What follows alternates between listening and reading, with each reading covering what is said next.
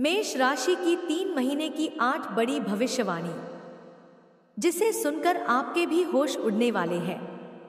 मई, जून, जुलाई में होगी ये 3 बड़ी घटनाएं। जी हाँ दोस्तों, आज मेष राशि के लिए 8 ऐसी भविष्यवाणियां सामने आने वाली हैं, जो न सिर्फ चौंकाएंगी बल्कि तुम्हें भीतर तक हिला देंगी। इनमें छुपा है तुम्हारा अतीत, तुम्हारा वर्तमान और तुम्हारा आने वाला भविष्य। ये वो बातें हैं जो तुमने कभी किसी से नहीं कही, लेकिन ये ग्रहीय संकेत आज उन्हें जुबान देने वाले हैं। दोस्तों, ये 3 महीने आपकी जिंदगी के सबसे महत्वपूर्ण महीने बनने जा रहे हैं, क्योंकि इन्हीं 3 महीनों में वो सब हो रहा है जो कई सालों में एक बार होता है। 29 मार्च को शनि देव राशि परिवर्तन कर चुके हैं और आपकी 7.5 की शुरुआत हो चुकी है। 15 मई को बृहस्पति देव, जो हर साल एक बार राशि बदलते हैं, वो भी अपनी स्थिति बदलेंगे। और 18 मई को राहु देव, जो लगभग हर 18 महीने में एक बार राशि बदलते हैं, वो भी आपके एक नए भाव में प्रवेश करेंगे।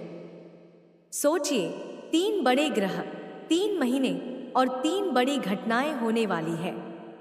मतलब आपके जीवन में अब कोई हल्का बदलाव नहीं, बल्कि नींव हिलाने वाला परिवर्तन आने वाला है। अब सवाल ये नहीं है कि परिवर्तन आएगा या नहीं, सवाल ये है कि कहाँ आएगा, कैसे आएगा और उससे निपटने के लिए क्या करना है। तो आइए दोस्तों, बिना देरी किए हुए जानते हैं वो 8 बड़ी भविष्यवाणी के बारे में। लेकिन वीडियो में आगे बढ़ने से पहले कमेंट बॉक्स में सच्चे दिल से जय शनि देव, जय शनि महाराज जरूर लिखें। वीडियो को एक लाइक कर चैनल को सब्सक्राइब जरूर करें। दोस्तों, ये पूरा विश्लेषण चंद्र राशि यानी जन्म राशि पर आधारित है। और हाँ, अंत में मैं आपको कुछ अचूक ज्योतिषीय उपाय भी बताऊंगी, जो इन ग्रहों के प्रभाव को संतुलित करेंगे। बस जुड़े रहिए और अंत तक वीडियो को ध्यान से देखिए। तो चलिए अब शुरुआत करते हैं। पहली भविष्यवाणी, आपकी राशि के स्वामी है मंगल देव। मंगल 5 अप्रैल को कर्क राशि में प्रवेश करेंगे, यानी कि मिथुन से निकलकर सीधे आपके चतुर्थ भाव में आ जाएंगे। और सबसे खास बात यह है कि एक बार कर्क में आने के बाद मई और जून दोनों महीनों तक मंगल वहीं पर ही टिके रहेंगे। अगर स्वास्थ्य से रिलेटेड अगर मैं बात करूं तो साफ तौर पर कहूं तो इन 3 महीनों में कोई बड़ा रोग या गंभीर स्वास्थ्य समस्या दिखाई नहीं देती, क्योंकि बृहस्पति की स्थिति मजबूत है और सूर्य भी उच्च के होकर आगे बढ़ रहे हैं। बस एक छोटी सी सलाह है, 15 जून के बाद जब बृहस्पति तीसरे भाव में पूरी तरह स्थापित होंगे, तब आपको पाचन तंत्र यानी डाइजेशन और पेट से संबंधित मामलों में थोड़ा ध्यान रखना होगा।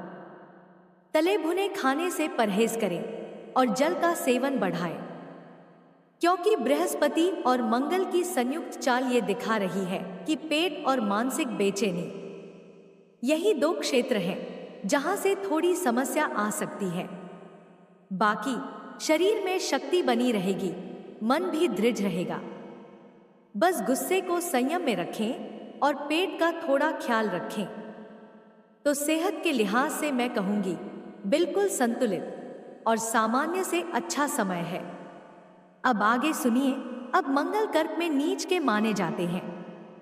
इसका असर ये होगा कि आपकी पेशेंस यानी धैर्य की परीक्षा इन महीनों में जरूर होगी। कई बार छोटी छोटी बातों पर गुस्सा आ सकता है, चिड़चिड़ापन महसूस हो सकता है।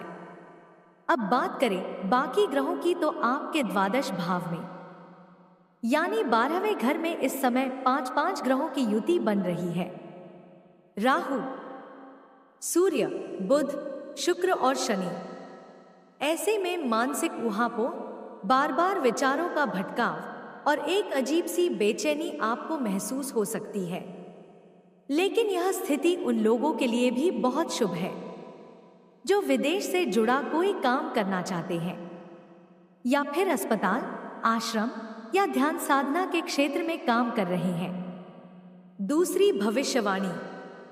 मेष राशि वाले व्यक्तियों से एक बात साफ तौर पर कहूं, दोस्तों, राहु जो अब तक आपकी कुंडली के 12वें भाव में थे, वो अब 18 मई 2025 को राशि परिवर्तन करेंगे और आपके 11वें भाव में प्रवेश करेंगे। और जैसे ही राहु 11वें भाव में आएंगे, ये बदलाव पूरे 18 साल बाद आपके जीवन में फिर से हो रहा है। तो इसका प्रभाव सीधा आपकी इनकम, प्रमोशन और फाइनेंशियल ग्रोथ पर दिखाई देगा। राहु जब 11वें भाव में आते हैं तो वो आपकी इनकम को एक नई दिशा देते हैं और ये समय है जब आपको अचानक से धन लाभ या किसी प्रमोशन का समाचार या फिर किसी नई पोस्टिंग, ट्रांसफर या रोल में बदलाव की संभावना बनती है। लेकिन ध्यान रहे, सिर्फ राहु के आने से कुछ नहीं होगा। अगर आप खुद भी मेहनत कर रहे हैं, एफर्ट्स डाल रहे हैं, तभी राहु का यह गोचर आपके लिए फलदायक साबित होगा। अब बात करते हैं विद्यार्थियों की। जैसे ही राहु 11वें में आएंगे, केतु भी 18 मई को ही पंचम भाव में प्रवेश कर जाएंगे। केतु पंचम में आते हैं तो शिक्षा से जुड़े कुछ परिवर्तन सामने आने लगते हैं। कोई विद्यार्थी अपना कॉलेज बदल सकता है, कोई स्कूल या ट्यूशन सेंटर चेंज कर सकता है, या फिर किसी नई स्ट्रीम या नए विषय को अपनाने का विचार कर सकता है।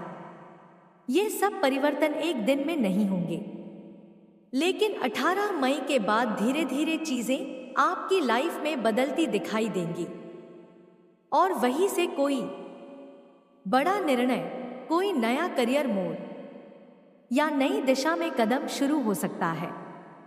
तीसरी भविष्यवाणी। तो दोस्तों, अब बात करते हैं शनि की साढ़े साती की, जो अप्रैल 2025 से मेष राशि वालों के लिए शुरू हो चुकी है। अब सबसे पहले तो एक बात साफ कह दूं, डरने की कोई जरूरत नहीं है, क्योंकि शनि जब आते हैं तो सिर्फ दुख देने नहीं आते। वो आते हैं आपको तैयार करने, समझदार बनाने और कर्मों का हिसाब किताब दिखाने। ये वही साढ़े साती है जो 30 साल बाद फिर से लौटती है और ये आपको रियलिटी से कनेक्ट कराती है। अगर आपने जीवन में मेहनत की है, ईमानदारी रखी है, तो यही शनि आपको गौरव और ग्रोथ देंगे। शनि की साढ़े साती में आपको लगेगा कि जिम्मेदारियां अचानक बढ़ गई हैं, कंधे भारी हो गए हैं और हर काम में समय, धैर्य और संयम जरूरी हो गया है।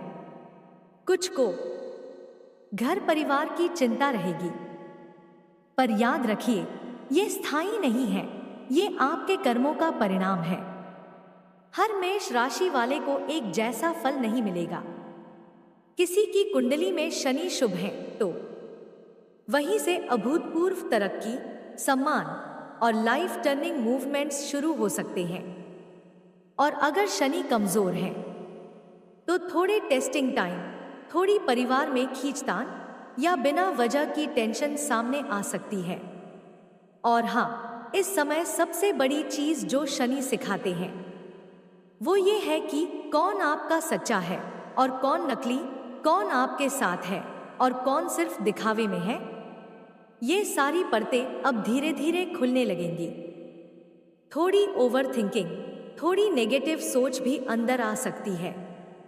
चौथी भविष्यवाणी। अब दोस्तों बात करते हैं आपके करियर की। इन 3 महीनों में आपकी प्रोफेशनल लाइफ कैसी रहेगी? आपका कार्यक्षेत्र, आपकी जॉब, और अगर आप बिजनेस में हैं तो क्या क्या नया हो सकता है? सबसे पहले तो याद रखिए, करियर का घर होता है 10वां भाव और इसके स्वामी हैं शनि देव, जो इस समय आपके 12वें घर में गोचर कर रहे हैं और यहीं पर अगले 2.5 साल तक रहने वाले हैं। अब जब 10वें घर के स्वामी 12वें घर में हो तो समझ जाइए, ये फॉरेन कनेक्शन, विदेशी कंपनियों में नौकरी या फिर विदेश में सेटल होने के योग को उजागर करता है। जिन मेष राशि वालों का सपना था विदेश में नौकरी करने का, या जो लोग एमएनसी कंपनी में अप्लाई कर रहे थे, या जिनका मन था कि अब कुछ नया करना है, देश से बाहर जाना है, तो अब उनके लिए दरवाजे खुलने वाले हैं। क्योंकि शनि सैटर्न है और ये खुद ही विदेशों के कारक भी हैं। यह समय है बड़ा सोचने का, यह समय है बोल्ड स्टेप्स लेने का। लेकिन एक बात ध्यान रखना पड़ेगा, अभी अप्रैल से लेकर 18 मई तक शनि और राहु एक ही घर में रहेंगे और ये बना रहे हैं श्रापित दोष। अब इस श्रापित दोष का असर हर किसी पर पड़ेगा, लेकिन कैसे पड़ेगा ये आपके ऊपर है। क्योंकि यह 48 दिन जो है ना, यहाँ अगर आपने घमंड, जिद या ईगो में कुछ किया तो रिजल्ट उल्टा भी हो सकता है। 5वीं भविष्यवाणी। अब दोस्तों जरा बात करते हैं आपके लव रिलेशनशिप की। और यहाँ एक बात मैं विशेष तौर पर मेष राशि के जातकों से कहना चाहूंगी। देखिए, सबसे पहली बात, अपने स्वभाव की उस जिद को अब थोड़ा कंट्रोल में लाना होगा। क्योंकि अब शनि देव आपके 12वें भाव में आ चुके हैं और शनि की 7.5 का शुभारंभ भी हो चुका है। अब यह समय ऐसा है जिसमें आप खुद ही बिना वजह की आशंकाएं, शक या मिसअंडरस्टैंडिंग अपने रिश्तों में पैदा कर सकते हैं, और वो भी बिना किसी ठोस वजह के। छोटी छोटी बातों को लेकर दिल पे ले लेना, जरा सी बात पर ओवरथिंक करना और फिर उसी के चलते अपने पार्टनर से बहस तक पहुंच जाना, ये सब स्वाभाविक रूप से आपके व्यवहार में देखने को मिल सकता है। और इसका कारण है शनि का प्रभाव। अगर आपकी जन्म कुंडली में शनि नीच के हैं या अशुभ भाव में स्थित हैं, तो इस समय थोड़े ज्यादा तनावपूर्ण रिलेशन बन सकते हैं। लेकिन अगर वही शनि शुभ स्थिति में बैठे हैं तो यही ग्रह रंग से राजा बना सकते हैं। इसलिए एक बार कुंडली का गहराई से विश्लेषण जरूर करवाएं कि आपकी शनि की स्थिति कैसी है। अब बात करते हैं इन 3 महीनों के समयक्रम की। अप्रैल का महीना लव रिलेशन के लिए थोड़े उतार चढ़ाव वाला रहेगा। यहाँ शनि और राहु का प्रभाव आपके मन में अस्थिरता ला सकता है। बहुत अच्छा नहीं कहूंगी, लेकिन जैसे ही हम मई की ओर बढ़ते हैं, सूर्य आपके प्रथम भाव में आएंगे, जिससे आपका आत्मविश्वास बढ़ेगा, आपकी सोच सकारात्मक होगी और यह माह थोड़ा बेहतर रहेगा। अब आते हैं जून पर, और यह महीना खास है क्योंकि शुक्र भी आपकी ही राशि में प्रवेश करेंगे, और शुक्र तो है ही प्रेम के कारक। इस महीने आपकी लव लाइफ में मिठास बढ़ेगी। यदि रिश्ते बिगड़े हुए थे तो सुधार की संभावना है, और अगर आप सिंगल हैं तो यह वो समय हो सकता है जब नया कनेक्शन, फ्रेंडशिप या बातचीत की शुरुआत हो जाए। 6वीं भविष्यवाणी। अब दोस्तों बात कर लेते हैं शिक्षा की। सबसे पहली बात, अगर आप कुछ नया शुरू करने की सोच रहे हैं, कोई नया कोर्स, कोई बड़ी पढ़ाई या फिर किसी प्रतियोगी परीक्षा की तैयारी, तो मैं आपको स्पष्ट कहना चाहूंगी कि 1 मई से पहले कोई बड़ा स्टेप मत लीजिए।